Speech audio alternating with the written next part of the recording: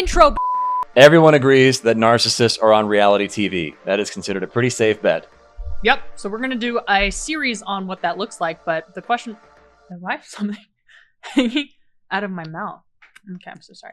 That's embarrassing. The purpose of this video and 2 other videos in a series coming after this is that, in fact, there are more than one thing on this show we watched called Temptation Island.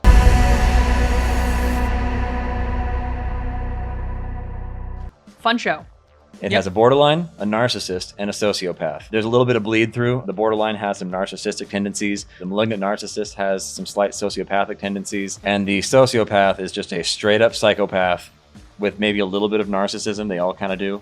But it's a gradient. But there's 3 very clear, distinct cluster B disorders that you can see here. Yep. And the thing is, when it comes to diagnosing, and you can diagnose from a distance, people do it all the time. It doesn't mean anything. It costs you nothing. Yep. We want to teach you to have the exact same education that pros might, and that we certainly do as well. And it comes from time put in, time watching stories, people interacting interpersonally as a narrative. Yep. So we don't want it to be someone you care about, like a celebrity that gets you upset, and it shouldn't be a monster that makes you recoil as we study it. This is low-hanging fruit. It's easy and safe. We're going to watch reality TV, and you're going to watch people in an environment interact. Yep. And this way, when you see these people in the future, or you hear this diagnosis, we won't just list off, what the qualities are of these diagnoses. You can find that anywhere. That's free. You want to know it deep in your bones the way the professionals do, from the hours and time spent watching people. Understanding behaviors. By the end of this video, and certainly by the end of this series, because each one compares against the other, which helps refine their diagnosis more, you will be an expert. Yep. You will remember their faces and these behaviors when you apply it to somebody else. When you hear the word borderline, narcissist, sociopath. Yeah, I kind of feel bad that they're going to be labeled. These boys will be labeled, and you will know them by their fruits. At the same time, our entire thing is that there should be no stigma and no shame. No. And if you stick to the end of this video, we come to their defense as well, as we would anyone who suffers from these disorders. Something happened to us. Something made them this way. It's not your fault. There will be a lot of spoilers on this show. So if you guys want to watch the show before you come and watch our analysis, go and do that. Yeah, now's the time to pause. Go watch Temptation Island on Netflix to start. Yeah, because make some guesses. If you want to guess, put them down in the comments first and then come back. So we'll be tackling Grant today first, and then we'll be doing Tyler and Breon. Yep. I think you'll get it, but it's good for you to get to watch it being embodied in this program. So have a little follow practice through to the with end. it. Yep. Study this like you're doing Russian literature, or like there's another person actually behind the glass, and there's a clinician checking off your clinical hours with notes. Let's get into it. Let's get into it. God, I hate intros. Intros are I know. We wrote them all down. It's like, it, just riff it. I don't care anymore. hate intros. This is Ashley. This is Grant. This is Ashley and Grant. They've been together for 2.5 years, and more importantly, this is the end of Grant and Ashley's relationship, which is the end of the show. We're doing an in media res here, and we're going to take you straight to the conclusion. I love movies so much. This here is Ashley dressing down Grant and watching him wince like a punished kid, or those videos where dogs that know their jig is up when they're caught eating treats. We need to watch this end to know how he got here. Hold it in your mind. Hold this too. Of our 3 options, Grant's the one suffering from borderline personality disorder, which is more rare in men. Although that doesn't mean much. Pete Davidson has it, and he's crushing it. He is killing it. Yeah, that man is catnip for an industry of narcissists. Yeah, but more on that later. We're going to give you the theory right up front, though. Therapists use the term self-fulfilling prophecy a lot with these, when the same patterns seem to follow these people everywhere they go. Why does this keep happening to me? Yeah.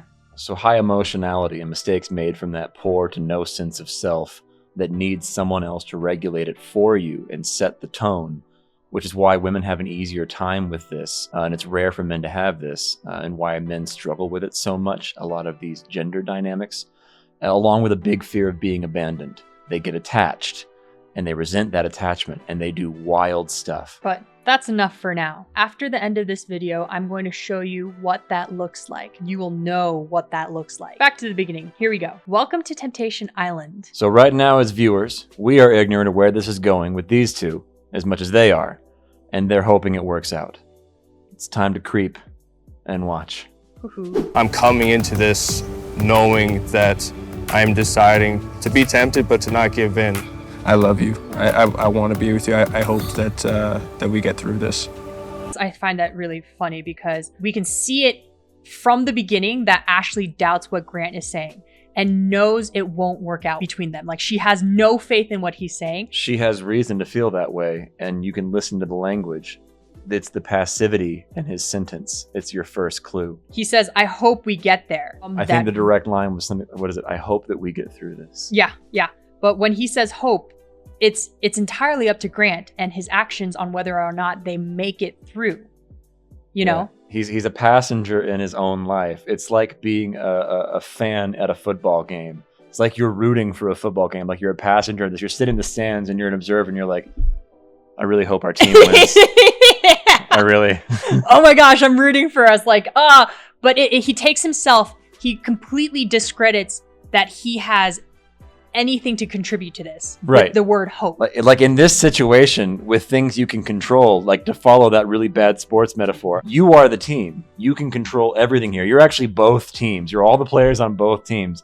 You can even absolutely guarantee the result. Yep. In that situation, someone can look your partner in the face and say, I'm not going to cheat. Yeah. I'm not worried about it. No. If you had a sense of self, you'd be somebody who's really confident in your own actions, like you're saying. Yeah. I can guarantee this result. But notice, he leans on what is hope? What is the feeling of hope? A desire or like something he's unable to control. When you something. Hope for something, yes. Yeah. It's a lack of control. Out of your hands. I sure hope. Yep. Fill in the blank. Yep.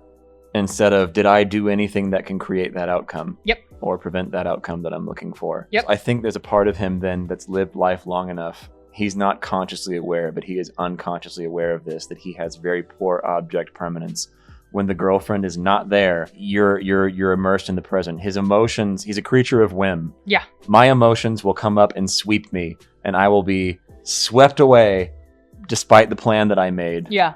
And yeah. Plans don't really, your words don't really mean anything when you have a personality disorder, because your feelings paint over everything. Your reality, and it can just change on a day-to-day basis, a moment-by-moment basis. This is important for the remaining series we do, looking at each distinct man featured on this particular program. They all have what's called poor object permanence. And that just means, in a psychological sense, so you, the viewer, do you remember when you were maybe in elementary school, the moment you realized that your teacher had their own life independent of being your teacher? Like you watched them walk out of a bookstore or the grocery store or a strip club, and it blows your mind that they didn't just back into a closet and power down at the end of their day. That's the beginning of object permanence for you. And people who don't have this disorder, where someone whopped that out of them for whatever reason, it becomes emotional. When your partner or someone in front of you that doesn't directly relate to you and it's not immediate is no longer there, the immediacy of them, boy, they'd like this. The thoughtfulness disappears too. And you're much more at the whim of an immediate new emotion for someone else who is there. Technically, by me kissing Natalie, that would be crossing all the boundaries that Ashley and I set for each other. But I just don't want this to feel like I'm cheating. So, spoilers, and surprising no one, he cheated by episode 4. Yeah. So the defense is completely built after he kissed Natalie. He uses language that dances around responsibility. He's already broken the trust between Ashley and his relationship. But in order to prevent any bad feelings from entering inside of himself of guilt or remorse, he has to build a defense mechanism to protect himself from reflecting on his actions and feeling badly by rewriting the story in his mind by using the words like, technically by kissing Natalie. Bars. Yeah, and I just don't want it to feel like I'm cheating. Right. He's hinging on a technicality and he's saying, I don't want it to feel that way. It already does feel that way because that is what happened. If you were to walk in on your partner without a conversation or an agreement and see even the situation where they're canoodling on a hammock, they've cheated. Yep. You're upset. Yep. I just don't want this to feel like I'm cheating. I wish I could make this feel like something else. Yep. Which is not. You can't make it feel like it's something else. So reminder to all of us watching, us little detached, little voyeuristic perverts. We have to be taught to desire. Cinema is the ultimate pervert art. He did those things. That's what it is. You walk in and you see that with a loved one, your stomach drops. That's not a good feeling now.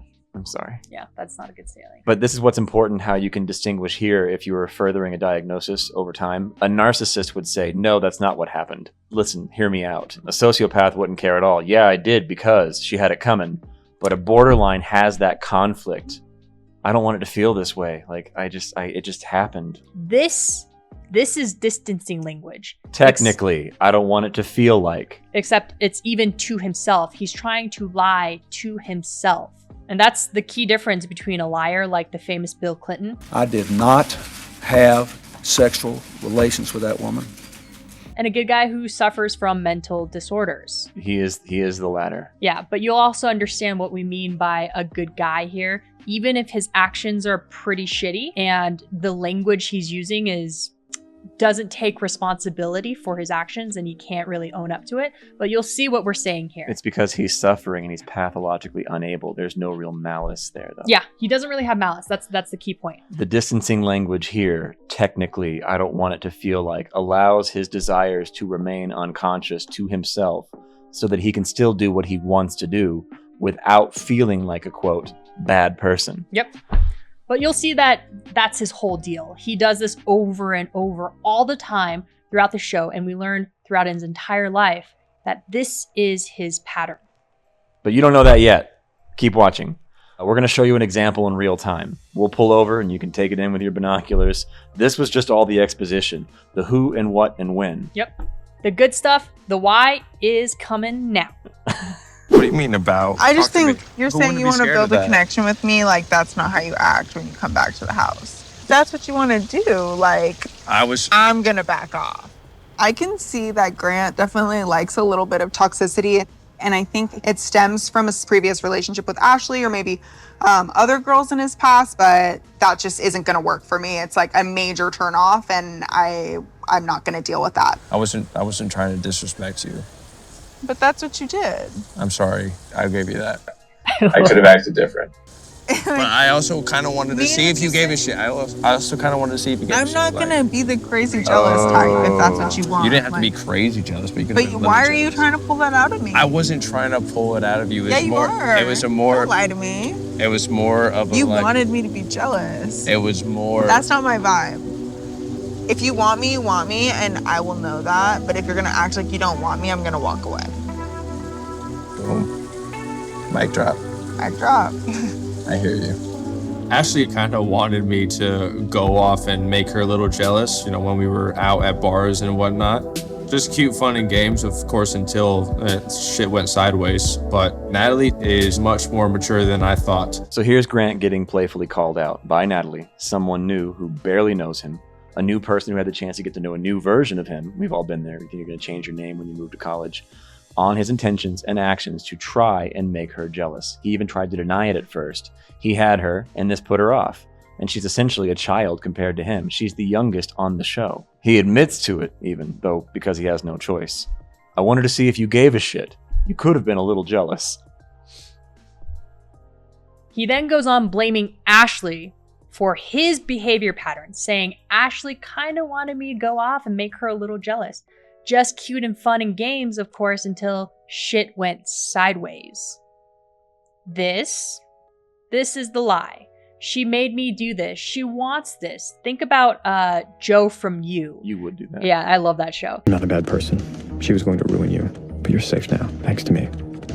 I just want you to live your best life. It's brave what I do for you. It's not easy. It's hard. Sometimes it makes me sick. I'm brave.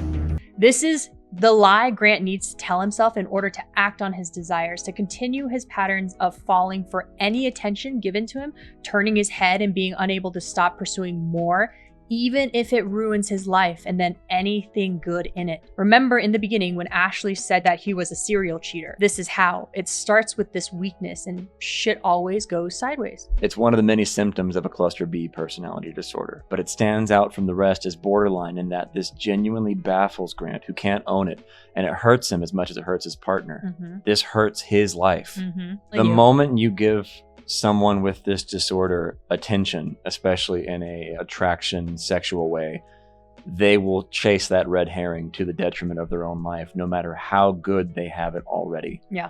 And it destroys their own life. They don't know why this keeps happening. Yeah. And we can see the way Grant would validate that Ashley cared about him was to make her prove this to him, that she did, over and over. He will do this by flirting with other girls and making sure that Ashley sees this, sees their desire for him, and says, see, I am desirable. These girls who don't know me past this initial exchange think so. This would get her jealous, angry, because jealousy and anger, even if negative, is emotional affect. It's something. She's looking now. Oh, he's looking. She Yeah. loves me. And the thing is, he even wants to pursue that and feel that new feeling of flirtation with people who don't know him. But he tells himself it's for Ashley. It's to make this happen. Yeah, yeah. And that's how it goes sideways. Yeah. There should be nothing present to begin with. He doesn't even question the premise that there should be nothing that goes sideways. Yeah. But the thing is, it's because he has an ultimate fear that he will be abandoned. And so he needs to constantly prove that she will not leave him. And it's also like a backdoor kind of thing where he also is looking for other partners just in case, right? Just in case shit goes sideways. So it's a very complicated disorder. But in her absence, his pattern continues with Natalie. It's an extremely unhealthy pattern that ruins and will always and forever ruin all of his relationship. And there's no changing it. That's a good point. He blames Ashley, saying she must have wanted this. And let's say, even if that's true, you can say, no, I won't do that. Yeah. I will give you like, I love you. Yeah. I'm here.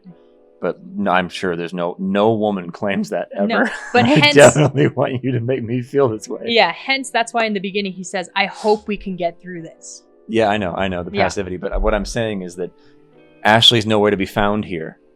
New environment, new person, and still in Ashley's absence, his pattern continues with Natalie. Oh, yeah. But then he also like brings her in and says, it's because she made... It's because of this. Yeah, it's actually always made me want to feel. Here. Yeah, exactly. Natalie was very clear. Natalie's a different person. Yep. But it also indicates his that's why I was saying it paints his landscape of his entire psychology. This is how he feels like he is quote unquote loved and desired. By seeing if she's jealous. And I want to see if I can make you jealous. Like, you could be a little jealous. And she's like, why? Why do you need There's that a bit of an emotionality? exception to what I said earlier about object permanence. They keep an idea of you, not really you, but a very poorly constructed idea of you, which is why borderlines do what's called splitting. You're either the cause of all their problems or you're perfect and great. Yeah. So he keeps Ashley around to blame her and have her, it's her responsibility what he does. He cannot take responsibility. Yeah. So even in Ashley's absence, she's there to take responsibility for what he does. Yeah. That's her purpose for really, him. really... It's very unhealthy. And men don't seek treatment for this because of the stigma, and it's really sad, and they should have help. It's not their fault what happened to them, the trauma, the fear they experience. But it is our responsibility to go find help to fix it. Absolutely. Even where he took responsibility talking to Natalie, they're pathologically incapable, people who suffer from this because of what happened to them, of taking responsibility. Earlier, I said that he even outsources that to the idea of Ashley, and that's the only object permanence he carries with him. Yeah. Because he can't take responsibility for himself. It's her responsibility, even what he did. Right. He wouldn't have, if Natalie had pressed more and tried to get him to confess, it never would have worked. If that's your intention, she had to give the voice. Yeah. She had to give the voice and just move past it and talk as if it were already done. That's an interrogational tactic to make him feel safe enough. And then he's finally admitting, he's like, Mic drop. Mic drop. But if she had kept asking him, is that what you were doing? He would have even gone backwards and said no, and it could have been drawn out to a whole thing. They will deny in a panic forever for the fear of being caught and being in trouble when they take responsibility. But notice she gave him words. This is what you were doing. You were trying to make me jealous, and that is disrespectful. So it's almost like she's teaching him that is not how to respect me, and that's not how I'm going to proceed with a relationship. And that's when he understands, because that's what we call giving borderlines boundaries. Two things here too. It matters how young she was. She was 21 years old. She's a baby. Yeah. She just started drinking. Two things there. It matters he made a beeline to her as the youngest. They will keep doing that, younger and younger, until the woman grows up and gets wiser. Okay. And then two, it's that much more rough when a 21-year-old dresses you down on how to be an adult. People with cluster B personality disorders have unstable relationships. Unstable can mean a lot of things here. It can mean lots of marriages, short relationships doomed to failure, serial cheating on an ignorant spouse, or even just a sustained relationship that's like this kind of cold war fueled on hot anger, so one pathetic passive partner just simply can't talk to you anymore or them anymore. It's icy silence if it's overstepped these boundaries at best, and it's punishment at worst. You don't want to get punished by these people either. These people are on their 4th or 5th marriages, and they've just given up on the concept of them entirely. Or if you have dinner with the political marriage types, you realize you can know more about their spouse and what happens in home in that time than you want to. I've met with couples that have been married for 30 years, and one party says something about a hobby or an interest they have, and it was apparent to people who knew them in just like 3 interactions, this thing. And the other partner will turn and be like, I had no idea. What? That's a thing. You knit? They ignore... You knit? They ignore some emotional unhappiness even. These patterns from observing these unstable relationships as a child are picked up in your formative years from a parent figure. Because their caretakers didn't provide an accurate feeling of love. And in Grant's case, he picked up negative emotional affect as what love would feel like. Negative affect, just meaning attention, is better than no affect attention at all. Negative attention is better than no attention at all. Hello, can you look at me? No? How about now? You know? I punched a kid at school. Like, can you see me now? You see me now? Yeah, no. I knocked this jar over. Yeah. He's doing 2 things at once here, and while he's making sure to fulfill a prophecy is true. he has of himself, the first is to prove the truth deep down that he's not able to be loved because he's a piece of shit. So what he does is he ensures it by pushing his partner away, by continuing the pattern of cheating and then being abandoned. And then the second thing he does, he follows the pattern of one or both of his caretakers, we're assuming here, and Ashley and Grant would know this here. Yeah, they'd know which one here. Yeah. But we have to hear his story growing up, which is why they often ask you about your parents first in therapy. Yeah. It's what models us and molds us. The funny thing is about your self-fulfilling prophecy is true. There's an irony here because this happens because you're trying to prove the opposite of those things to yourself. You're actually trying to prove, I can be loved. See, I won't become my parents to each other. See? But these things then have power. The things you're struggling to prove yourself against when anyone else in the world isn't motivated by that, doesn't think about them, doesn't have them to prove themselves against at all. And this crusade is a monolith sitting in the field of your life, casting a huge shadow, and it will always, always, always win.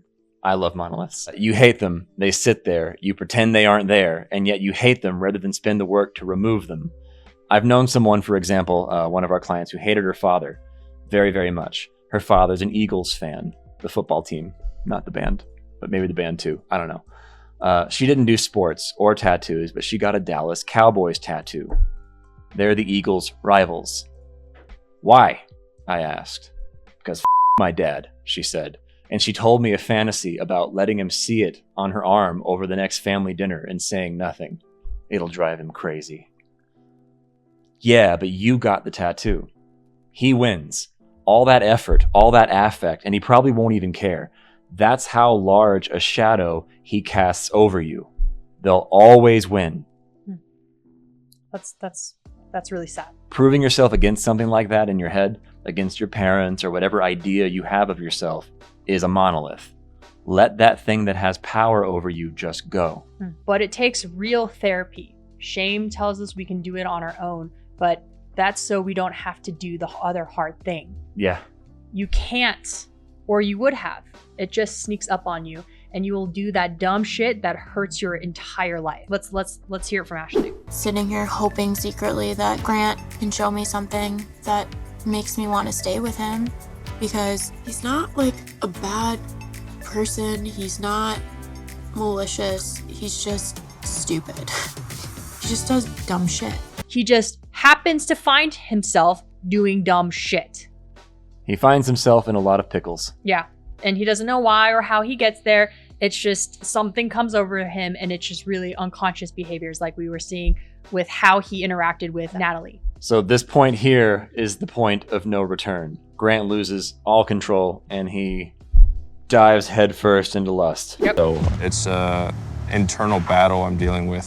Like, my heart just wants to, be intimate with Natalie and just, see what happens. It's crazy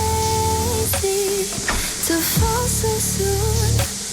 Give it all to you. And then my brain is fighting me because I'm worrying about what Ashley might think of this. You're not joining me? Valid. 3 guesses.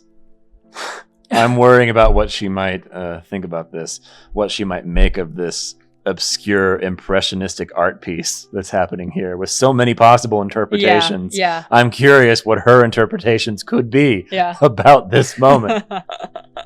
So it's really important to notice his actions are not impulsive, not planned, which is an indicator of cluster B personality disorders. Particularly his street corner, which is borderline personality disorder, which is what sets him apart from the others, as the others had real conscious plans. But all in due time. But this is about you, Grant, and any of us who can learn and find peace in the explanation. He exhibits symptoms of using sex as a metric of being validated as a male who's desirable. Someone wants to sleep with me, see? And this notion is surprising and therefore exhilarating each time to him. This is one of the motivations behind sex addicts or people who are constantly looking for new partners at clubs. It demonstrates that he's wanted. This is an intoxicating feeling because there's no sense of self to validate his own self-worth. All cluster B personality disorders needs others to do it for them in some capacity. Yeah, he uses sexuality as a means to get this emotional need met.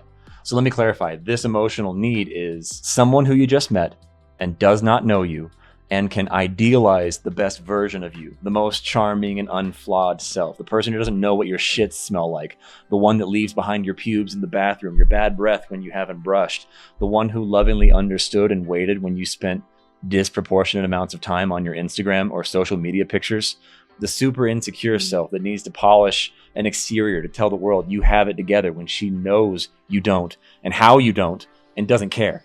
The new girl doesn't see your flaws as a father, your uncertainty there, and what you do to feel better in the face of that feeling. Your partner knows you and still loves you, but you can't accept that she knows and loves you anyways because you don't accept that part of you. You idealize yourself, and you need someone to idealize that self with you, for you, to validate your delusion. Yep. We'll talk about this more, and I'll show you what it looks like. Yeah. So this is the emotional need that dominates in the present moment that allows him to forget about his feelings for Ashley. We often have no object permanence in a mental way. Remember? Yeah. Ashley is gone. His connection to her is too. Natalie is here though, while he's simultaneously telling himself he's only setting up for the jealousy game. That's the extent of Ashley, and it's not her fault, nor is it Grant's. He's not a bad guy like the other two in this series. We'll use the term bad guy. When we're using the term bad guy here, he's just somebody who's unconscious about what his motivations are and what he's doing. These behaviors are not planned. Exactly. But he is a bad partner. Like I said earlier, it's so fucking sad. Yeah. I've already accepted that, I made a decision that I'm gonna have to deal with the consequences for.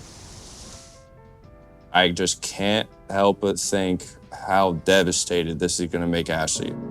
Like, I don't want it to be over. I mean, she's gonna be so hurt. I mean, the reason we came here was to prove that, I wasn't gonna be tempted. And obviously that's not what this turned into. Bro, I'm fucking going through it. Yeah. Got you. I'm sorry, man. I'm sorry. I see that. Damn, I haven't fucking cried to any other guys, but I'm just fucking holding back tears here. But yeah, bro, thank you for being here with me on this, man. And I am, dude. I don't know what I would do without you guys.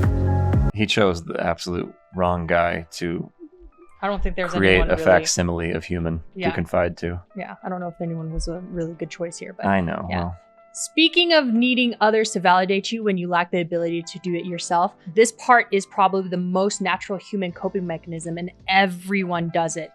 At least a little bit, right? yeah, when you break up with someone, like, he didn't deserve you. Yeah. It's what friends are here for. Exactly. And that's a tricky thing because a good friend should be gracious about your responsibility and flaws and not pretend they aren't there to gas you up. That harms you in the long run. Yeah. We see Grant confiding in another cast member named Tyler, who we will be analyzing later, about the pain he's in. So Grant needs Tyler as an external source to show that he's suffering as a direct result of his actions. It's an unconscious social exchange. So when Grant says to Tyler, bro, I'm fucking going through it right now, he's actually saying, hey, I gave into lust and now I'm scared that I might have ruined things with Ashley. You see me, right, bro? You see that I'm genuinely in pain in front of you. We can agree on that much, right? Mm-hmm. Notice at no point do they talk about what he did. Just a lazy surface acknowledgement of, I am sad. I see that. You are sad. Yes. There's no conversation about what to do next or have him walk through his responsibility. It's considered clean and absolved by simply him sharing that I'm sad and someone else saying, I see that you are sad. Yeah. We agree on this. Yeah. And he's like, I'm so sorry for the source of your suffering. But notice no one's mentioning you caused your own source of suffering. Yes. Like you've made this decision. You must have known what you were doing here, right? The real analysis comes in when you have to understand how someone with Grant's disorder will walk away from this moment with Tyler. I have way more to say about this, but I need to hold on before I slap you with why this kind of social exchange is so dangerous for all parties and the mistakes it leads to. The feeling that you've done something, you've sorted something, when you not only haven't at all, but it's worse because you now believe that you have. A delusion is now created and reinforced. Probably we'll do this on the video for Tyler. Oh, absolutely. It's going, that one, there was a masterclass on what Tyler does in this kind of social exchange and how he uses it to his advantage. So now Grant's finally done the deed. And now the fallout, the breakdown, and our best window into him. In the Temptation Island reality, they call this section the bonfire. It's when the boys and the girls gather together around a campfire to watch on a TV screen what their significant other has just been up to. And then after, they tell their feelings about it. Ashley just got done watching Grant cheating on her. Now it's Grant's turn. She's so fixated on my mistakes instead of who I am, and she's only, like, the universe gave her this piece of shit, man. Come on. I'm not a bad guy. I know it with everything in my being. I am not a bad guy. I am a good father. I'm a good man. I have good intentions. I have a big heart. I have a lot of love to give. Here he is, having just gotten done with watching Ashley talking to another guy about Grant being a piece of shit man. And notice Grant is able to be fueled with being convincingly indignant. And that is the goal. After his actions of cheating on Ashley, he needs something to hold on to, something to make it feel like both parties have blame, something to make it feel equal. See?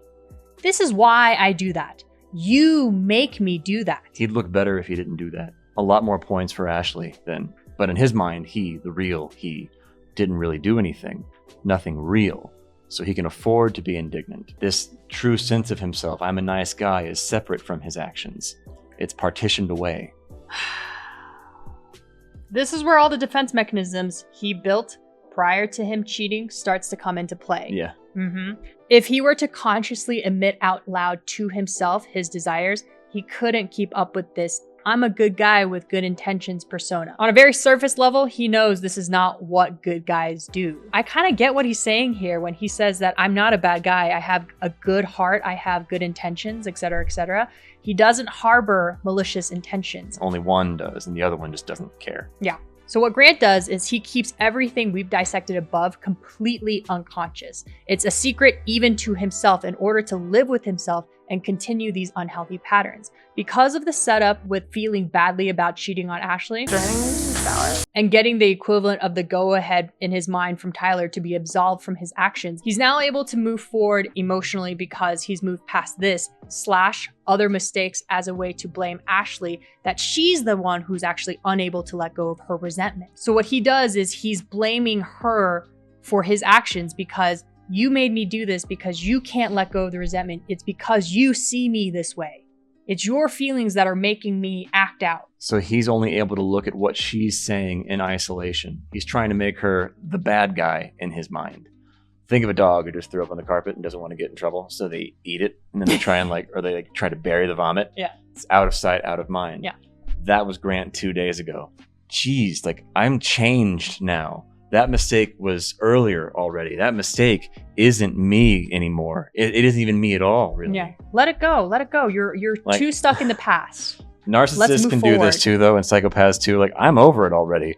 Meanwhile, there's smoking buildings and screaming. Please disperse. Nothing to see here, please. It's guys, you guys are way too sensitive. That was an hour ago. That was Come yesterday, on. though. I'm so So what You're going to bring that up again? You're going to throw it in my face? What is actually happening is because that emotional volatility in that moment has now gone, they can sever themselves because that emotion of feeling clean or no longer feeling sad or distraught, it doesn't affect them anymore. It gives them permission to not feel that bad emotion, which is too much. Yeah, and they can't live with it. They can't sit with it, so they try to move on quickly. When I say they, I mean us, because I do this. I've done this so many times. We would have arguments, and I'm like, I don't understand. What have I done today that's eliciting this response? But it's, Jess, you did this yesterday. And I'm like, but that was yesterday. We spent 3 hours last night after dinner. The whole family came to a halt. Everything. Yeah, but like that was... Move past it. I'm already past this, you know? Why are you holding on to resentment? Like, you are so sensitive, you know? And you start blaming that you're sensitive. That was me from the past. Let's move on. Fun. And I don't know if it's really fun for the recipient, but sure, fun. It was not. It requires a lot of patience, but it's worth it because you are living proof.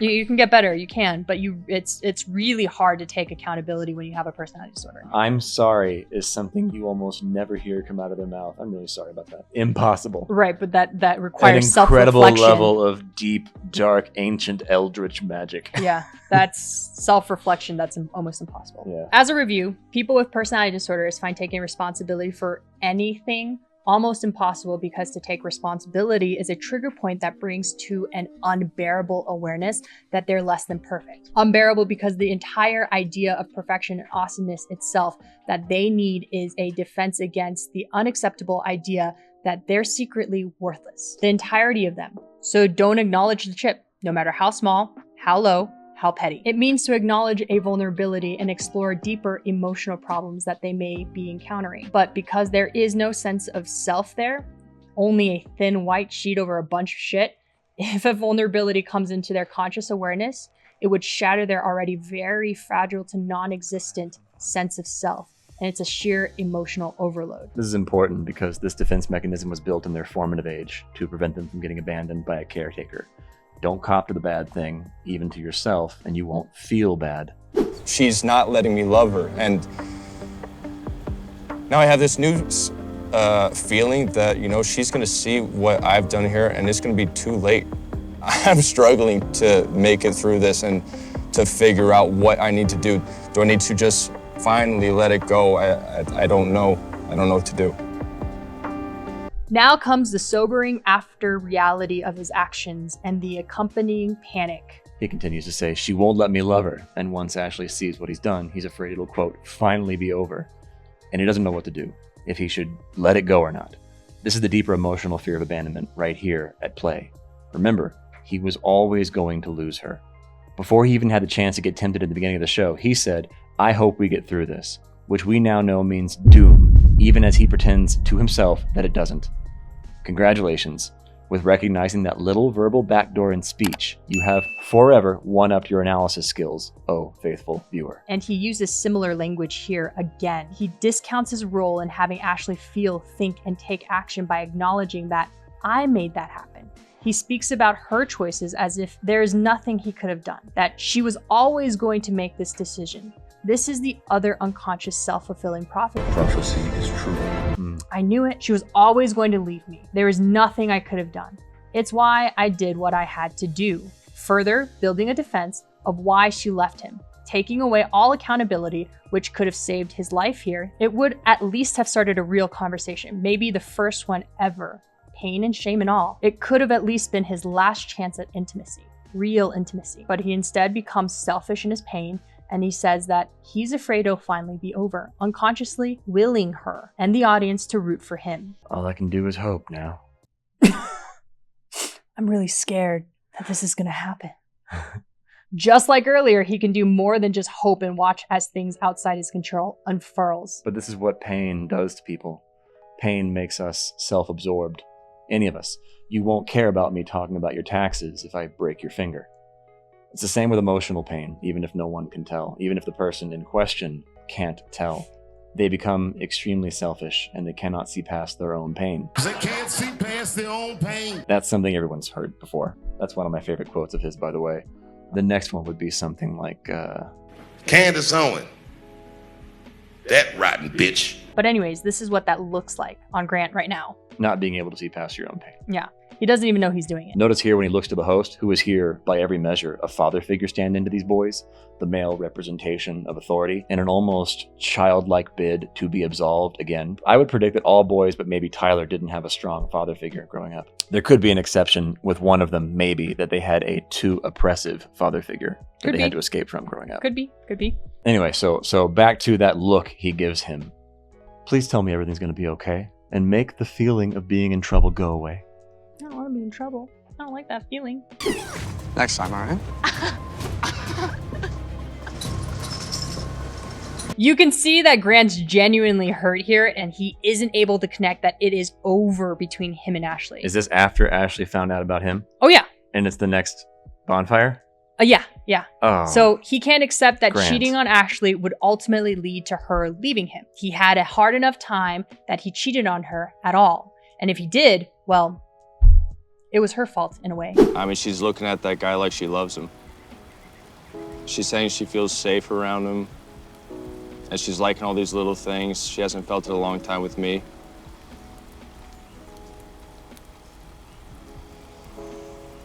God, I'm not often speechless. I don't know if I feel happy for her right now or if I feel disgusted.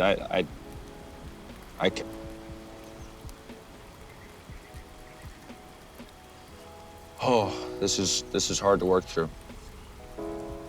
I love Ashley. I want her to be happy. I don't feel relief though. After hearing her talk about me to the other guy, I guess feel more confirmed in my heart that maybe it wasn't meant to be. Maybe she just doesn't want my love. And it's not easy to accept. Yes, and maybe there's a part of you that doesn't really want her love either.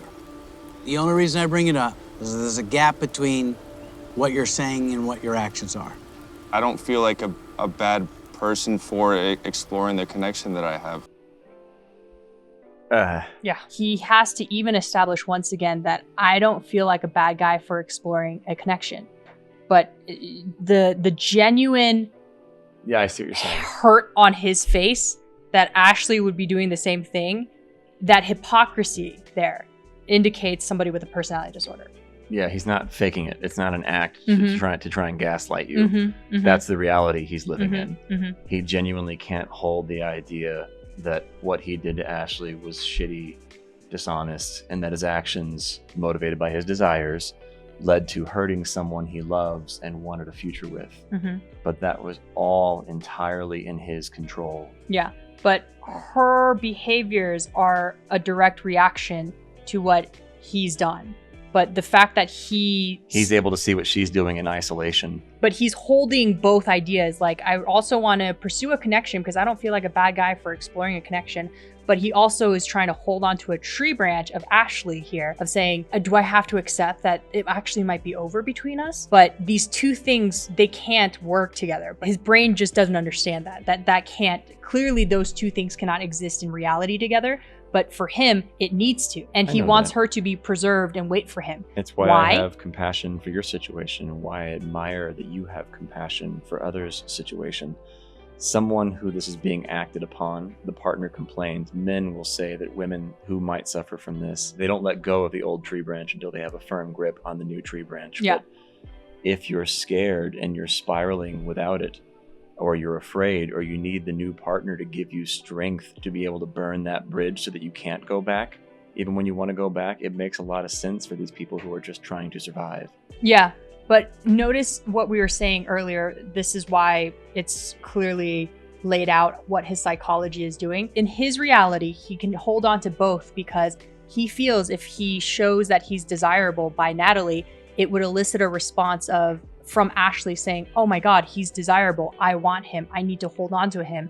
And that kind of emotional validation is what he was actually looking for. But the fact that it didn't work out and he has to accept that maybe it's over between them, that's why he's genuinely hurt when he's seeing other people connect with her. He actually seemed to have had a plan and it went awry because his desires kicked in but he wanted Ashley to say something like, seeing that attraction hurt me. And he really is, what a special guy. Yeah. I'm learning what a gem he is. Grant, if you're watching, something like that. I'm thinking of you. And it truly destroys him and wrecks him when it blows up in his face and he loses someone you can tell he was actually really into. Yeah, it was the love of his life. I'm wondering if Ashley and I are going to make it out of here. No. Because, I mean, if she could really let go of that resentment, if she can hear me out on all the major things that need to change in our relationship, if she's willing to put in that work, I'd marry Ashley one day. I thought that I would before coming here. And, you know, it sounds crazy because I've been fighting for it for a year and a half, but I like to think I wasn't just fighting for nothing. Thomas. Is he crazy? I have no words left for this child. But what do you think he's thinking? I don't think he's thinking anything. I think his words don't match his actions. I like to think that I'm a good person, and I wanted to see that in him. And I wanted to believe that he could be. And he might be a good person, but he's not a good boyfriend.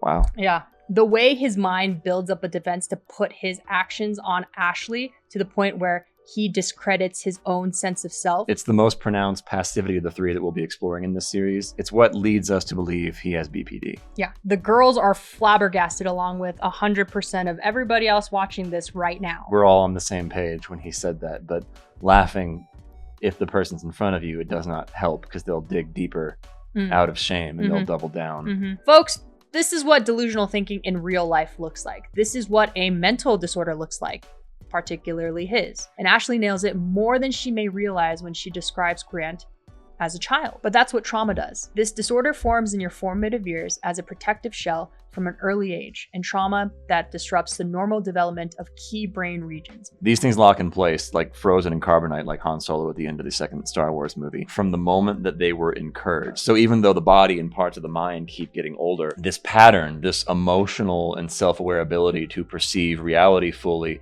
it stays locked at the age the trauma was incurred, at the age that it was made. Also, review for the audience. It's also equally important that even after Ashley saw Grant cheating on her, she knows the essence of Grant, and he isn't malicious. Yeah. And she's right. Yeah, a big distinction with Borderline compared to the other two. They're all afflicted by something, but he's a good guy who's wrestling with this thing that carries him off, like when you throw a ball in front of a dog. Yeah, but don't be with him. I don't think anyone should be with him until years of help is proved. But unlike the other two, who is truly in question, he's not a bad guy. He just can't stop being a fuck up. And this last one really hurt him. Like, he's actually genuinely, no bullshit, baffled how this happened. Yeah. He literally, in as literal definition as humanly possible, actually cannot believe this happened. We're gonna watch all the clips. Ashley, I feel heartbroken. That music. I open with my By the way, feelings. She's already checked out. Your opener the way that you bombed. treated me. I've only focused on your feelings and have neglected my own because I felt responsible for breaking you. And as a man, I felt like it was my responsibility to fix it. I'm a good man. I'm a good father. I deserve to be loved the way that I need. But I forgive you. And finally, I forgive myself. Whether or not we make it out of here together or not, I just want us to be happy. I love you, Ashley. I do. That's true. He does. He does. Yeah, he really does. That's why this is... I don't wanna get lost one more time. Are we doing the... Come on. I do feel bad for the way I've been talking about him. That was my stage of anger. I'm not saying it was the best way to do it, but it's not a comparable thing to say that I talk some shit, but you can cheat on me. I love him too, but I'm not in love with him, and I can't keep tolerating this behavior in my life. I am feeling scared and anxious because I don't know what I'm gonna see. I've been trying to grow here. This isn't easy. I have this girl I've been fighting for a year and a half, and I'm learning that she might not be the one. So What are we fighting for? I don't know. It hurt, it sucked, but I think Ashley's hurt and she doesn't really know how to navigate those feelings. Is this when he saw that there's nothing there? I can't give her anything more. She's choosing to not let go of the resentment. She's choosing not to move forward. So the silence speaks louder than words here. And for the rest of this brutal show, you can watch Grant retelling the story to himself in what we call frantic activity as a defense against change. Even trying desperately to convince Ashley that this is the actual story. There's even a brief moment where a part of his attempts make it through and she seems to fall for it. Has a quick, okay, I see your point. And she allows him to make her feel badly for talking negatively about him. It works, how dare you? Mm-hmm. That's a good but tired person there. Like we're watching her on camera is what this is for. For Grant, it's a story of a hopeless romantic who is striving to win the girl of his dreams who was quote unquote unattainable. It gives him this backdoor again to assert that there was nothing he could ever do because he tried everything. He was doomed from the beginning. It's a prophecy. Prophecy is true. It's your self-fulfilling prophecy. Prophecy is true. This is some masterclass in delusional thinking. You are a woman that is worth chasing around the world for. And her facial expressions. I enjoyed chasing you for a really, really long time. I don't regret a single bit. But that's not our whole story. I should have realized that what I was chasing in you had become unobtainable. I love you so much, and I hate that I'm the one that has hurt you so much. Hey, that was close. I know that you've seen your worst nightmare come true on that screen here, and I hate that. I do want to let you know that the connection that I made is real and it wasn't out of spite.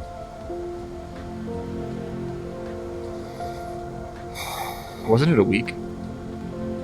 And through this experience, I really realized how disrespected and belittled I feel in our relationship through it all.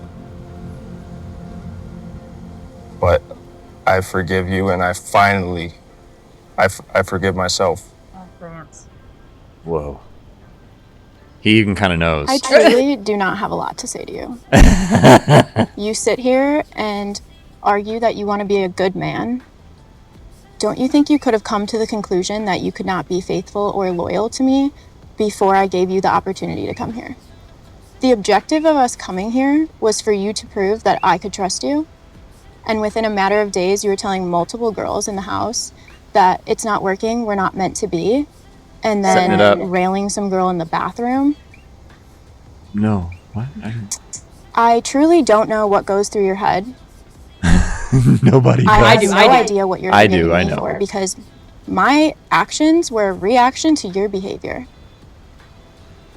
You're a serial cheater. You're gonna sit here and act like I don't know you cheated on in every relationship you've been in. I've caught you in your own lies of your own timeline. My gut instinct knew you were going to do what you did. His too. And the amount of relief I felt when I watched you do that on the screen was overwhelming. I cannot believe I held on to someone like you for that long. But like, your actions are your actions and your words don't match. Because how are you sitting here hooking up with this girl and then the next confessional you're saying, I still want things to work with Ashley, I want to marry her. Yeah. Because Ashley, I have been going through an emotional roller coaster up and down, just ripping apart our relationship to figure out why I was in it, why was I forcing it for so fucking long. You were never going to let go of the resentment, and you knew it when you got here. You had pre-decided that I was gonna fuck up, but I guarantee you it was so, every action that I made, I was only thinking about what you would think. All I've cared about has been your feelings and not mine. I've neglected my own feelings for a long time. So when you were in the shower with that girl, you were thinking about my feelings? No.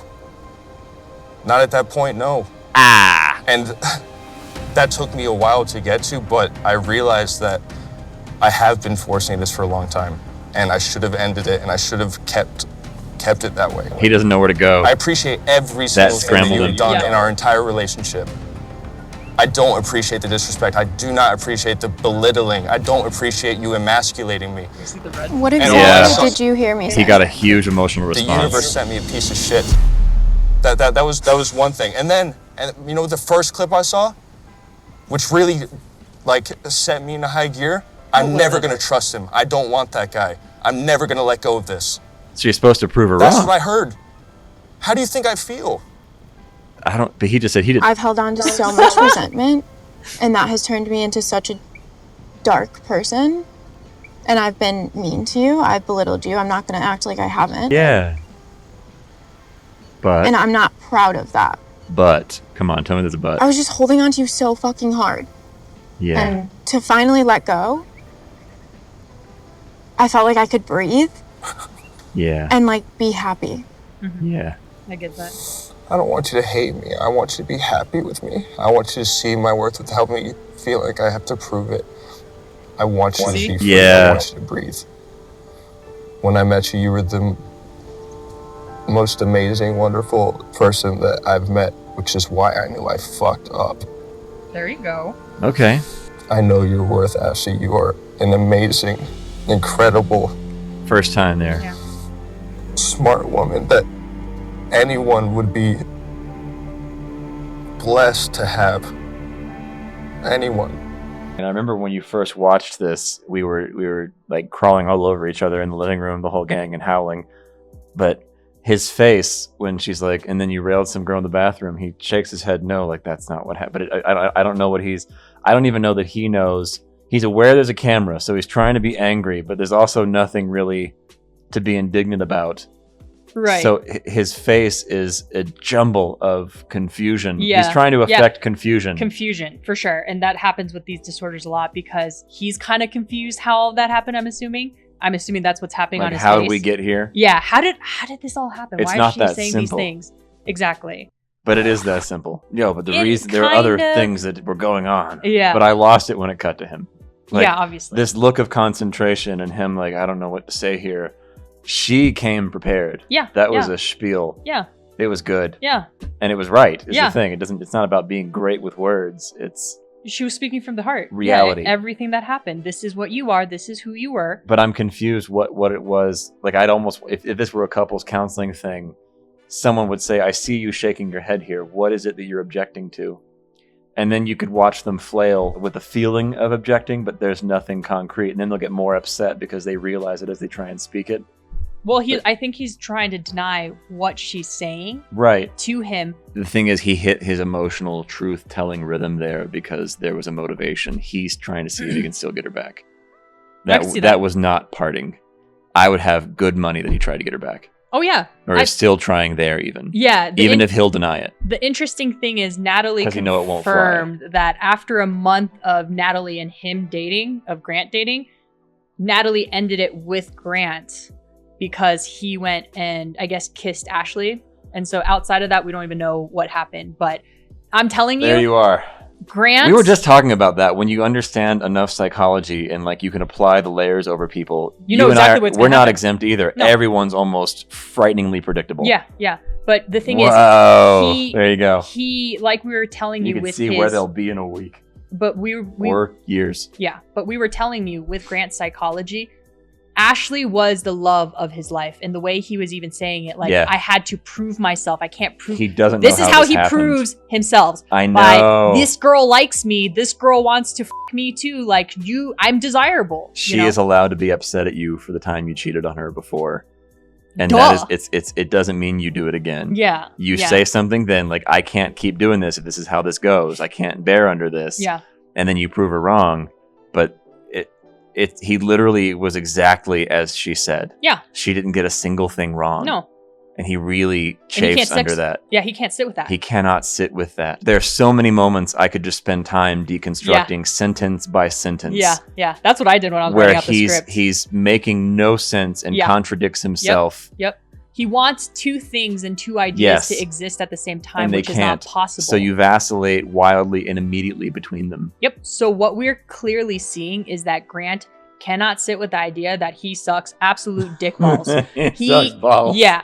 He needs Ashley to believe that she was someone who never respected him because she saw him for who he actually is and not the Grant that he needs to believe that he is. Yeah. This identity of a good man is the identity he's trying to glom onto. Yeah, which is, if this persona were strong enough, this good man thing, and he's convinced himself, it would be the thing to push him further up into the narcissistic personality disorder. But this persona, this image is still weak. Yep. And narcissists are just borderlines who broke under the pressure of their emotions and getting better. And then they just finally pick their personality to fake. Name tag. Yeah, absolutely. And while this looks like a graduation, it's actually further down the rabbit hole. Yeah. Because when we say it looks like a graduation, it's because they're finally emotionally stable.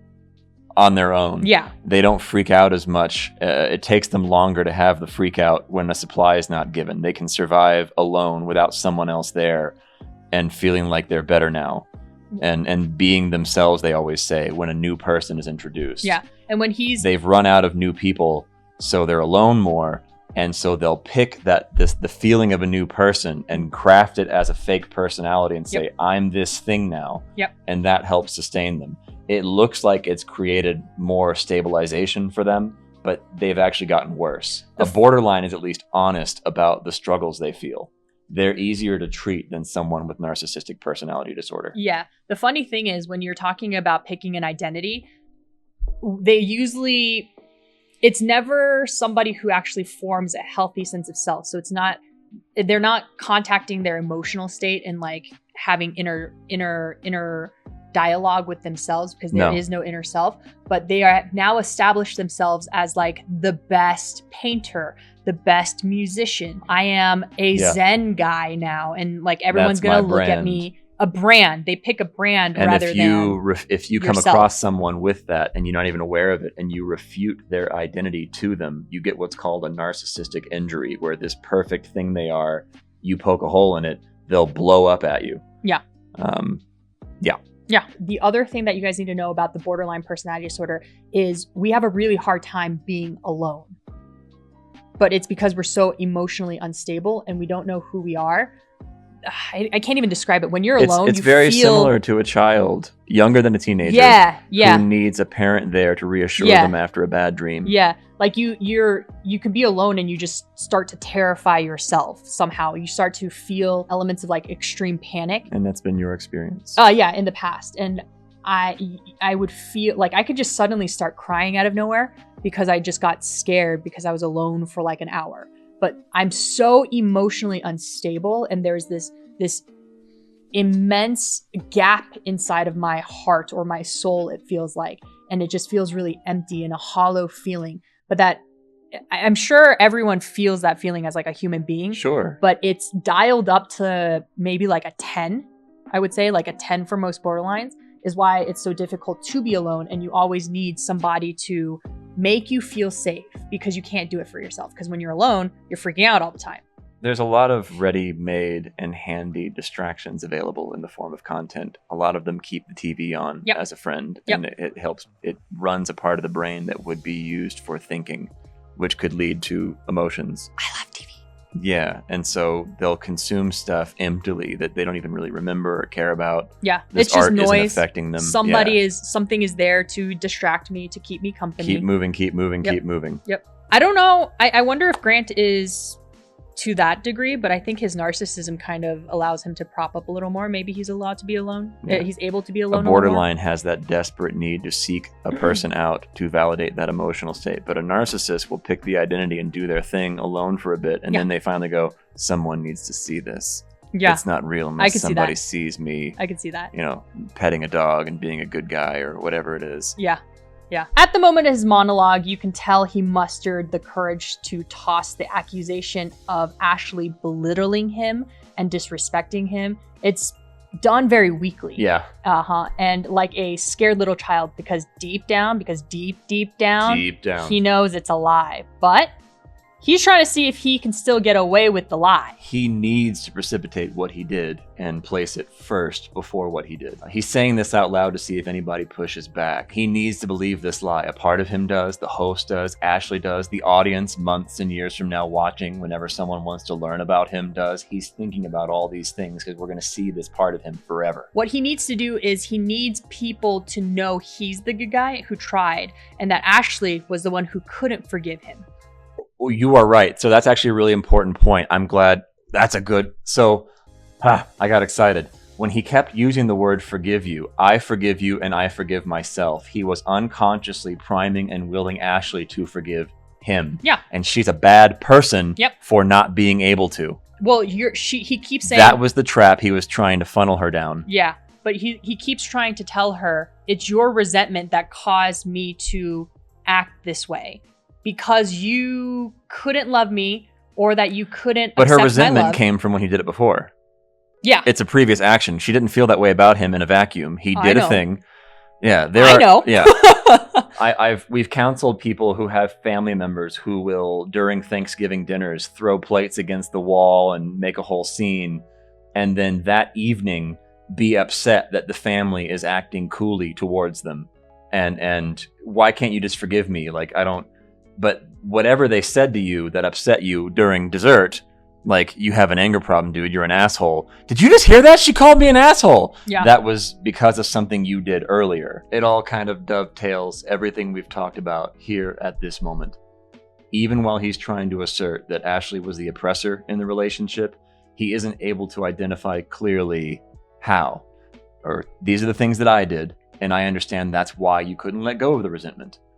He still takes himself out of that conversation and that equation. He loves vagaries. And we because we all might have a personality, we minimize our things, but we maximize your things. In this particular disorder, BPD, they even feel that way. It's not a ruse like it would be with narcissists or a sociopath.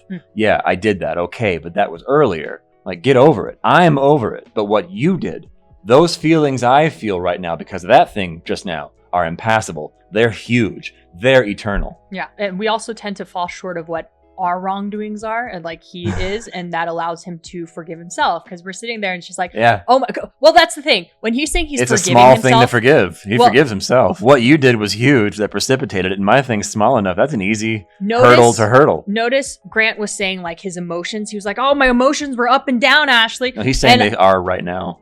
All the time. Right now. Even during the time. No, she was saying in that moment, you just said two insanely different things in this one sentence. Whether or not it was in the moment or not, the thing is when he's saying... my emotions. Yeah, but when he's saying his emotions are up and down, I was like, it is very tumultuous. He can't handle them. He doesn't understand them. That's why he does really fucked up shit. Often... But when he's saying forgive, he needs to forgive himself in order to not feel badly. And he's trying to get rid of these negative feelings as fast as he can. So he tries all these different coping mechanisms, because deep down, there's a part of him that knows. That's the thing with borderlines. Like, deep down, because they're so emotionally volatile and they can feel so many emotions, deep down, they kind of know. Yeah. Our emotions inform us. This actually... They work for us. Yes. If you have a repulsion against something, it lets you know how to react with that thing. If there's fear at a certain point, you'll learn something. Their emotions, because of something that happened to them, are so unbearable, they kind of lock them away. So now they're out of practice. Like someone who doesn't exercise, it's a weak muscle. And their emotions are so powerful. Socrates described it as being on a chariot with runaway horses. You're not in control at all. They're so powerful, they change the person that you are, depending on the emotional wave that rolls you. You're an entirely different person. You're talking about borderline? There's more than one person. There's no through line of you. Yes. Yeah. I'm talking about borderline. Yeah. And when you talked about how these are the methods he's employing unconsciously to allow himself to forgive himself, I still think also he's hoping she'll forgive him. And there's another layer where he's seeing if he can get her to do that. Yeah. He wants her, it's take me back. Yeah. Yeah. After what I did, I still think I can have what I want both ways. Yeah. I can come back home. Yeah. Yeah. I had this great adventure. What a vacation. And I'll do the song and dance, and I'll cry a little bit. The funny thing with him saying that he forgives himself, we have a quarrel with a previous employee. we're in like a legal battle thing with him right now. And We're do you crushing remember the legal battle. Yeah, do you remember what he said about the terms forgiveness about himself? Oh, right. Yeah, we definition. We met for arbitration at one point to see if we could settle before we start pile driving. And he came there and he's like, I forgive you. And like, the thing is, our attorney and hold on, we real quick, later hold laughed on. until there were tears in our eyes. And it's not funny, it's sad. He's not okay, this kid. I know, but hold on. But you have to understand the situation. It is just like Grant. We are suing him. Yeah. We are there to sue him, and he was there to settle with us. And it borders on the criminal, and like he's been a wrecking ball. It was, and he was there to settle the suit that he's so screwed for, and he was like, okay, but he's like, I came here, I forgive you. And like you have to like not have your and like your stomach tighten, and it's that repulsion again at a human level because they need compassion. That makes them dig their feet in further out of pride, even if it kills them. This is the one thing that I know that I can supply. I don't know that we should even talk about this yet. It's going to be like its own content when she comes on and we have her on the podcast. Yeah, for sure. But I mean, we can't tell you. There's just so wild stories after wild stories. When I'm telling you, we're waiting to get personal, but for now, this series and everything, every video on this channel is to establish a foundation first. Yes, we know what we're talking about, but we know from real live experience. Something that I know I can offer maybe a little more than you is I don't quite feel the kind of repulsion that most people feel surrounding these disorders. Because you suffered and suffer from it currently yourself. I just get it. Yeah, I understand their It's an emotion. advantage afforded you that many well-trained therapists will not have. Exactly. I really struggle with it. I know it was like, what, yesterday or the day before? Was it yesterday? Yeah. The other day, yeah. I lost a client briefly. We got him back, but so really quickly, transference is when you're talking to a therapist and that therapist, you start projecting, or your partner, you project your parents onto that person and you start treating that person as you never got to based on your trauma that you never got to your parent. And you transfer those qualities onto that other person, your marriage partner or whatever. But psychology afflicts everybody, even someone who trained to study it. So you get what's called countertransference, which is when the therapist is sitting in the room and their client reminds them of their dipshit brother or the father they hate. And it really harms your ability because your job, they're your boss. You're there to work for them. And you're there to listen to them. And I tend to lose patience because it reminds me of people I knew. And I lost our client briefly. I lost my patience. But that's the thing. I don't really lose my patience because I see and understand why they think the way they do, how they feel the way they do. And all of these disorders, there's an underlying element of entitlement. But it's a wild swing because you feel so worthless that in order to make yourself feel better, because you're in a constant state of feeling like you're worthless, feelings of depression, feeling incredibly negative emotions. But for people to not feel that way, you start to build up delusions in your mind because most likely the reasons why you're feeling that way, it also reflects the reality that you're living in. And the reality you're living in feels like you've dug yourself in such a deep hole that you can't get out of it. The other thing that we can say that we see of Grant right now is this is delusional thinking. It's absolutely delusional thinking that and it's entitlement. It's a entitlement fostered by a delusion. And he's trying to see if he can make that delusion reality. You're now a bad person for not forgiving me. And I define forgiveness as another chance to have all this wash away and start over clean. Yeah. And you come back sent home. me, you used and the date words. you and sleep with you and have a relationship with you. Yeah, you told someone else. You keep telling other people that the universe sent a piece of shit man. And I don't like when you complain about me because of the things I did. I also want to have a sort of strange unconscious slavery where I censor everything you say and you have to look at me and talk about me and think about me in a specific way. The way I think and look about myself. And if you don't, you're a bad person. Yeah. His very weak narcissism is that I'm a good guy. And the moment that you tell him in any capacity where he's not a good guy, his reality and his brain breaks. And then he thinks you're maybe even doing it on purpose. That's the moment where you will be met with rage. And even if he loves you and you're someone close, you're an enemy. Yeah. Rewatch the clip. His neck is red. The moment she refutes that, that's where he's very emotional. That's always the first step. I'm a good guy, whatever that means. Like, how do you measure nice guy? How does that translate? For everyone's nice. Every young man is nice and can be nice. Can you play the guitar? Are you stable? What's your history? Have you ever cheated on someone before? And that's why we're saying it's complicated, because he does cheat. He is a serial cheater, but when Ashley is saying a good guy and she knows it even after he's cheated on her, his intention, his core, to the core of him, he's never really malicious. He's not intentionally wanting to inflict pain on somebody to get back at them for revenge or any of that. You know? Good antidote, and this is for everyone, because we believe that narcissism is a generational pathology and it's infecting all of us. Yeah. And it's now inside of each and every one of us. An excellent antidote is to do the exercise of describing yourself, but do not use the word am. I am this thing. That's it. Keep repeating it. Can you give them an example? I am a good guy. That doesn't work. So I've never cheated on a partner. I do these things for a partner when I think about someone. I'm loyal list to my out actions instead of qualities. And not even branding. am. See, I caught it again. I said, I am loyal.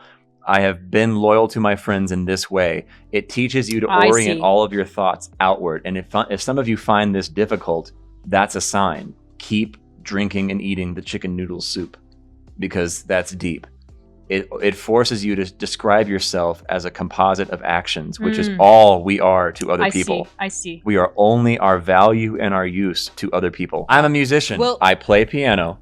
I play these things. I've played covers for this.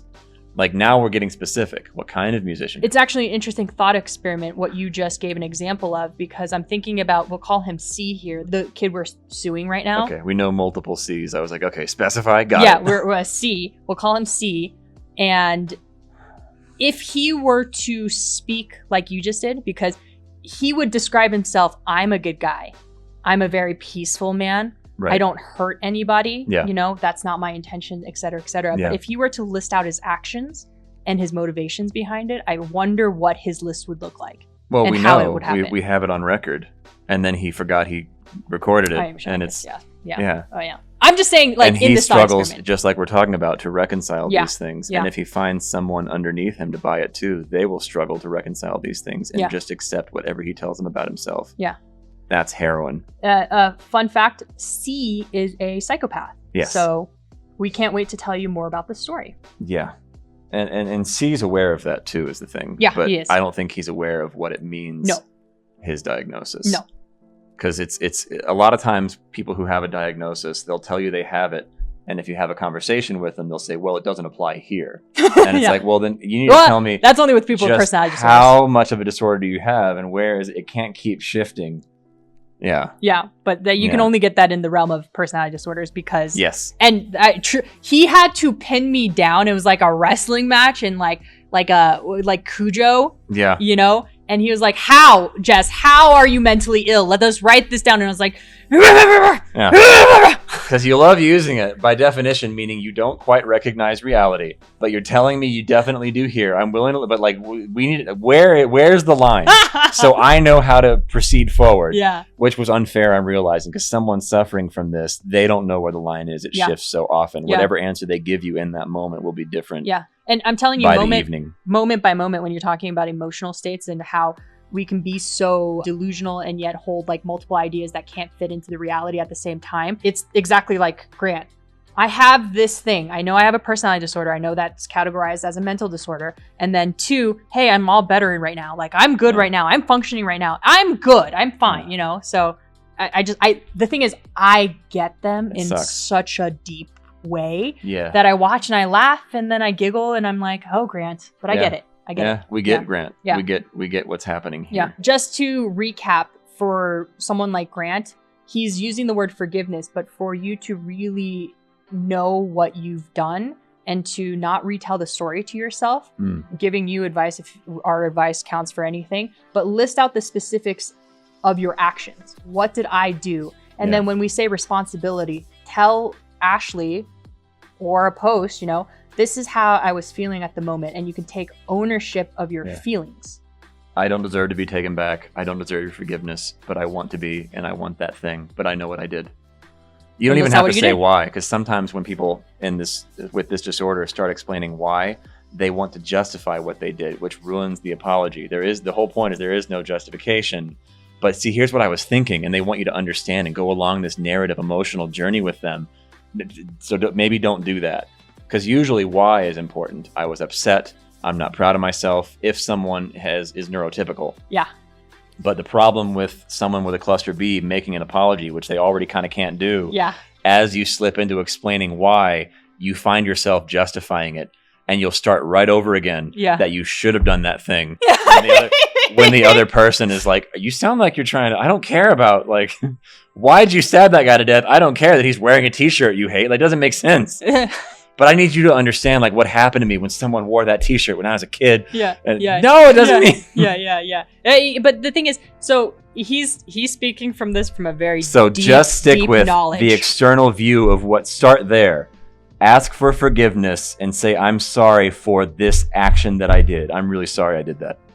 And I like that. I like that. And then stop there, really. Because what I should be forgiven for is this thing. I'm aware that's from your perspective what you're seeing I did. So when he says people with personality disorders can't shift that perspective. Well, they can't apologize, really, and then they start to justify their actions, and then suddenly when the justification happens, they start blaming you for the things that they did. But he's talking from a How many hours have you been stuck in one of those loops? How many hours those listening? This is a deep, deep, deep knowledge of his and from deep experience, because I did that.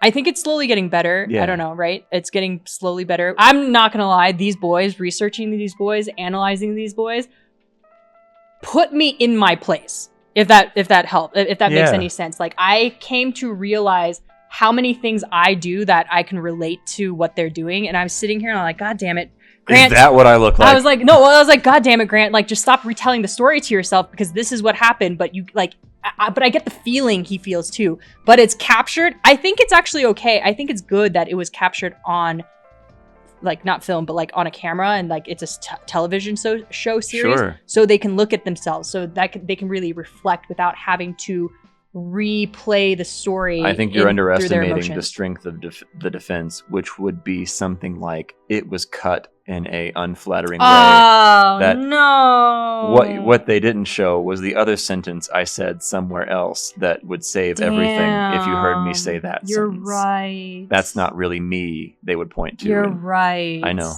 Please don't do that. I mean, if you I guys, know. I know. if any of the boys on Temptation Island I know. are gonna watch this series, like, it is really hard. Some of the things we say and do, there is no other context for someone to go hunt down that explains the thing we said and did. We said that thing, we did that thing. Yeah, I'm sorry to bust that. That's Are you okay? That's that really sad. hit you. That's oh gosh. Okay, I'm just gonna move forward. Okay.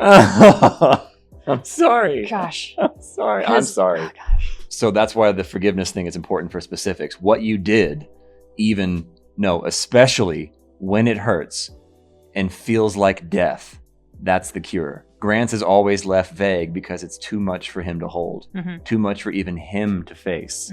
No, Grant, that's not what happened. The really interesting thing that you'd see if you bring up the fact that he cheated on her is that that's why she left. And if you left that up to him, his mind wouldn't be able to hold that truth, and his mind will break. He'll reassert the other story to keep himself from knowing and feeling the painful reality of this truth. Yeah. Review, they have to minimize their part in the relationship and maximize the other party in order to keep themselves safe. Yep. From vulnerability. This is what keeps them from changing and growing. And this is the vague language that we mentioned earlier.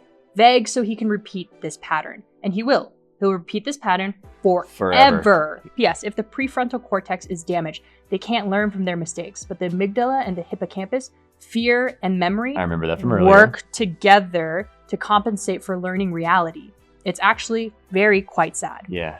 Yeah. He and any partner who comes across him are doomed unless he gets help. Yeah. And trust me, nothing else will do it. You cannot do it on your own. You need to cry in front of someone, but it can happen. A cure is out there. Yeah, you can call us. DM us. He can't even imagine having that feeling taken out of him. Yep. I don't even think he knows to assess that he has this feeling. Yeah. Yeah. It's such an intrinsic part of him now. It feels like him. Yeah. Instead of a part of him that's gotten too close. Well, it built from your formative years, so it is a part of you. Okay, so, oh boy, and he was making a lot of faces, but that is a lot of faces of a kid who was trying to dance out of getting in trouble. Yes. So I want to let you know, when you have a personality disorder, you feel like a kid because your brain is stuck in a period when you were a kid, and you always feel like you're dancing out of trouble. You know? It's the kind of trouble in like a deep, nervous face and smile expression all the time kind of way. It's very stressful. Yeah. Since everything they want is wrong and it gets them in trouble. Yeah. Yeah, I agree. So they always have this kind of on edge, you're like, smile, like a nervous used car salesman, except for every social interaction. They feel like they're always someone creeping around who's about to get in trouble. Yeah, that's why we are very anxious people. And in order, I feel like people with borderline personality disorder can feel that anxiety more. Yes. But if you're always in a state of panic and you're filled with anxiety, that's why I think your brain, to protect you from feeling that bad, starts to push you into narcissism. You know, it's all these protective mechanisms. He can't even explore the idea of being a serial cheater, like during this conversation. But yeah, not even like conversationally or hypothetically, even as just an idea, even just to disprove it and say, well, no, I don't think I am because, or when I have in the past, it's because of this, because he's so afraid that he would have to own that he has a problem. Yeah, I could see that. Yeah. And if you have a problem, that means you're less than perfect, which is not a good feeling. Constant review, refrain over and over. Yeah. And because their identities and values, their willpower, etc., is so weak and they feel badly about themselves all the time, if someone else sees how they're feeling about them, they blame them for seeing their weaknesses and their f***ed upness because their mind is building every delusion possible to keep them from knowing the truth. Yeah. I have a problem, and whatever this problem is, I keep hurting people around me. So what we do instead is let's blame other people, you know, the person nearby. And that's what... Keep them handy so that you can blame them nearby. Yep. And that's all cluster Bs. They all do this, but borderlines most of all. A narcissist can even fake taking responsibility. A psychopath says what they did and they try to justify it and hates you outright. But a borderline, we love blaming someone else nearby for things that we do. Our partners are on the top of the list for sure. Partners, friends, family, etc. That's why he blames Ashley. He sits there, he's looking at her, he's like, you knew it when we got here. You had pre-decided that I was gonna fuck up. The passivity again. So read, so I had to. So I had to. It's because you saw me as a serial cheater that I cheated on you. Stop looking at me that way and maybe I wouldn't be. Yeah. Oh, that is exactly what is going on in his mind. And it's a very childlike helplessness that Grant feels. And when he says, I was thinking about you, every action I'd take, it's not in the equal partner sense, a man and his partner or his wife. It's the stressful, my mom is going to be so mad at me kind of way. A boy and his mother. Real fast, the super ego, the part of us that says, oh, this is bad, you're being watched and judged, they're all going to hate you. They're all going to laugh at you. They're all going to laugh at you! Is usually the voice of your mother. Yeah, again, I'm going to get in trouble. I want to do this thing, but I'm not allowed to. This part you can nail down in Psychology 101. If someone tells you you're not allowed to eat that cookie, all you think about is eating the cookie. It's those studies where they leave kids in a room with a cookie and tell them not to eat it. Some kids have the proper amount of impulse control, but others don't, and they choose to eat the cookie and then just deal with the consequences later. Yeah. It's funny, the ones who eat the cookie grow up to have a higher risk of personality disorders. The study found. They followed up with them later. Yeah, that makes sense. Antidote against that. Since I need to do this along with every problem, let's start making this a thing. Let's give you guys a solution instead of just detailing problems. Exactly. This is why dieting fails. This is why new habits fail. I can't eat that. Try mad living out. One word and watch what it does to your brain. I don't eat that. I don't eat that anymore. It puts you back in the seat of power. It puts you in the driver's seat. I don't do that anymore. Now it's a choice. With dieting, I want to talk about that later down the road when it comes to eating disorder. So we'll get back to that. But the way you talk to yourself, it's called dialectical behavior therapy. But we have to start growing a sense of self inside of ourselves by talking to ourselves in a positive way or switching all the negative languages so that you have more empowerment. That's exactly what that was. Dialectical behavioral therapy, which is that's useful stuff. That's helpful. Please like and subscribe for God's sakes. If anything here was helpful, help us get to 1,000 subscribers. Just 1,000. Dear God. Please. Anyway. Yes. Truly the funny thing is, he's still sneaking them at night. He is sneaking him at night here. I'm making him at night. He knows that he and Ashley are no more, so he's settled for milking the last bit of emotional affect that he can. Just ripping apart our relationship to figure out why I was in it. Why was I forcing it for so fucking long? You were never going to let go of the resentment, and you knew it when you got here. He's trying to see if he can hurt her by saying he should have left a long time ago. Yeah. He's trying now to see if he can get an emotional response from her. Because people with PDs believe everyone operates like they do. Yeah. He believes if he pulls the I'm leaving you card, she will then have more of a probability of saying, no, don't go. Yeah, don't go. Yeah. Don't leave me. He wants to be missed now. Yeah. And hurt her at the same time, which conflicts. Yeah. You don't miss someone who's doing that. I felt so many feelings for Grant. I mean, in this series, I felt so many things for all of them. But with Grant, my heart was broken most of all. Yeah. Yep. Sorry, I can observe that was the case. This one spoke to you the most. Yeah. Well, it was the most unconscious, and he just ruined his entire life. But you resemble him. Maybe. I resemble a lot of them. That's true. What the hell are you talking about? But you could see that this one, the other two are satisfied with what happened at the end. Grant's is the only one where he will keep blowing his life up. And he's heartbroken, and he did it. I think they all are going to blow their lives up. Yes, but they'll be satisfied with they won't it's immediate. I see what you're saying. Grant's regret yeah. is immediate and real. Yeah. And it even baffles It's honest. him. It's honest. And the other two, in these short acting moments, are satisfied with what they did. Yeah, they love it. They don't care. I understand. Yeah. Grant ended up not going home with the quote unquote genuine connection that he made with Natalie. Because here's why. Grant's psychology of feeling love is so fucked up. He lost the girl of his dreams because he doesn't know how to accept genuine love, which starts from genuine acceptance, which is unacceptable to him. Like I said, the old white underwear you've washed 100 times instead of the silk boxers for your anticipated third date. Yeah. That's a real person in a real relationship. He doesn't know how to form a healthy attachment style in his relationships. He needs their attention. It must not be true. It must not be enough. He played the unconscious games he always plays to get attention, a negative emotional response. And you can tell he believes it cost him the love of his life. That's how it's done. Yeah, he wasn't acting there. He believes that. Yeah. A self-fulfilling prophecy. Prophecy is true. It starts with the deep belief that I cannot be loved. To be loved is to be known, and they cannot know all of me or else they will leave. Yeah. So I'm going to try to prove that I can be loved and do it the only way I know how, by showing my target that, see, someone finds me desirable, confirming negative affect from my partner by making that exchange happen, which will then ensure that they will eventually, after a lot of lost patience and grief and therefore more shame, leave me or tell me to get out. Yeah. Whichever. Yeah. One of the two. It's important to add that all of Grant's behaviors are unconscious. The next three I explore with you in this series are much more conscious, and simply, they just don't give a shit. They planned these behaviors. They planned it. They planned it all. Yes, they did. Yep. He doesn't know this is what he's doing, because in order to know what he's doing, he needs to know why he's doing it, which requires conscious awareness of his feelings, his desires, and thoughts to then understand his resulting behaviors. You know, the stuff that makes up the self. Mm-hmm.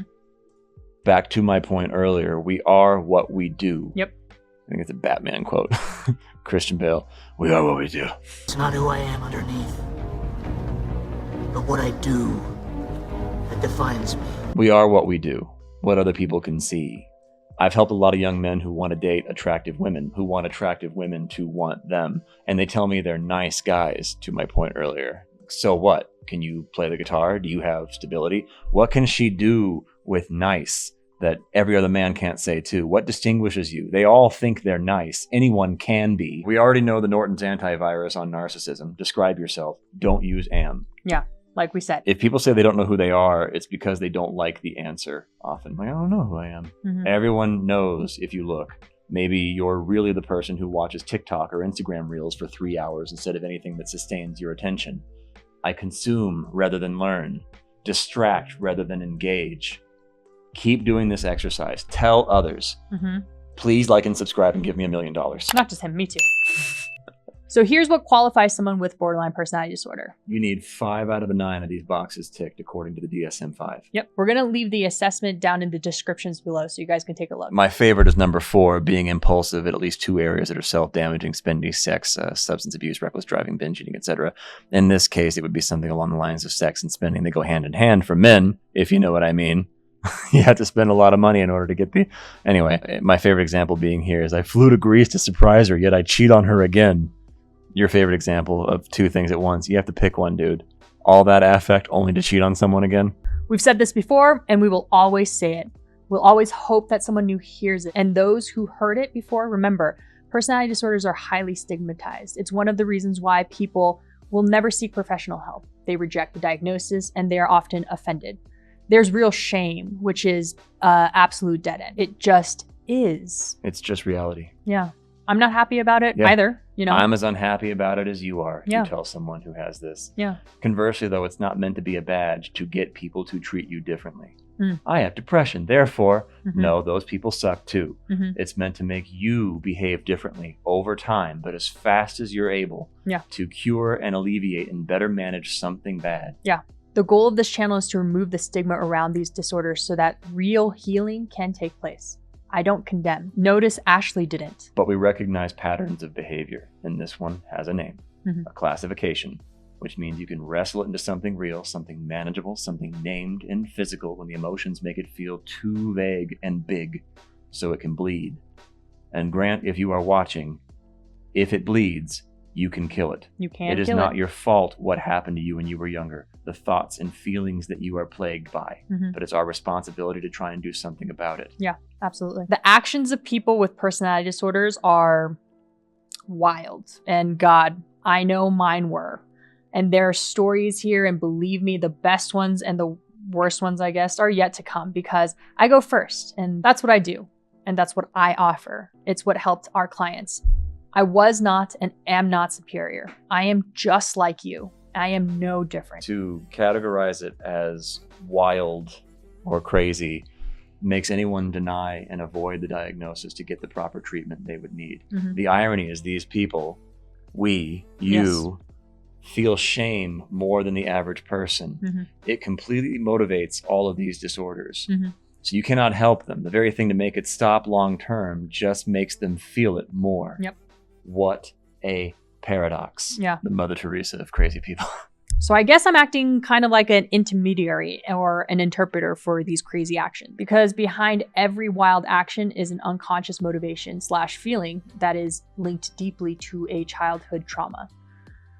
Someone did this to us, and it's not their fault. It's ours now, but at least we can understand things better. That's why therapists often diagnose BPD with complex PTSD. It's the same treatment, those two diagnoses, but the client can swallow it better without feeling badly about themselves in a life where they already do so much that it's maddening. Yeah, it's a bunch of little T traumas that shaped how you view the world. And behind every personality disorder is the real painstaking fear that I will be abandoned, that I'm not someone who can love or deserves to be loved.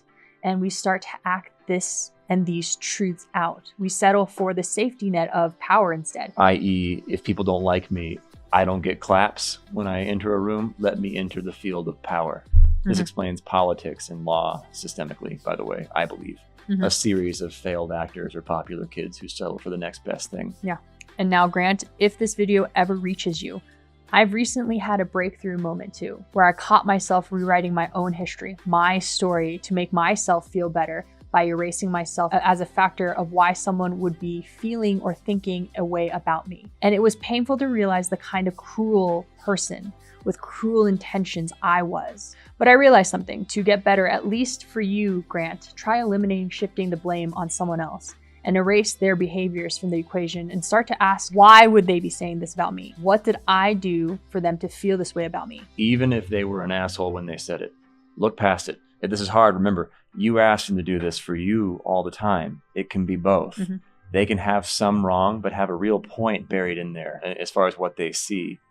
It's hard when your brain has a hard time capturing either feelings or memories, which is why I suggest a therapist to help you do that. I strongly suggest a therapist, someone to get down with you in the trenches that you can leave behind, like a professional, a mercenary, someone that can't follow you home with it, who you won't worry about judging you later while doing dishes or grabbing a beer. They have weapons and tools they can give you. This thing can be beaten, but it will be the last thing you ever wanted to do at first. It will feel like cutting off your own arm. People cope and click through a series of self-help and relocate, or they find new partners and they wonder why it still feels so empty. why they wake up in a year in the same predicament they blamed on the last partner, because it didn't go away. It can't. It's you, man. But that's what started to help me, taking accountability. You're more than welcome to reach out literally to us. We have like the smallest audience ever. So that also means that we have the freedom of a small audience. Freedom of small audiences. Yep. Which means we can talk to you. We can still spend real attention and time, and we will, of course, keep it to ourselves. Believe me, we have plenty of clients where we already have. Yep. And if you need to talk to somebody without judgment, because bro, I know, I've been there, and I've done all the things. And Ashley, I bet this makes a whole lot of sense now. And if you haven't already, I hope you can sleep better at night. Untroubled, finally understanding everything. No lingering mystery that you couldn't put your finger on, couldn't articulate, nibbling at you and bothering you. How could you? How could you? Yeah. They often won't let you. You're right. It was this thing was never going to come out of their mouths. No, I hope this helps both of you guys cut through the static and see the missing piece. And I also hope those who are watching quietly and without the risk learned from Grant and I and the examples we set.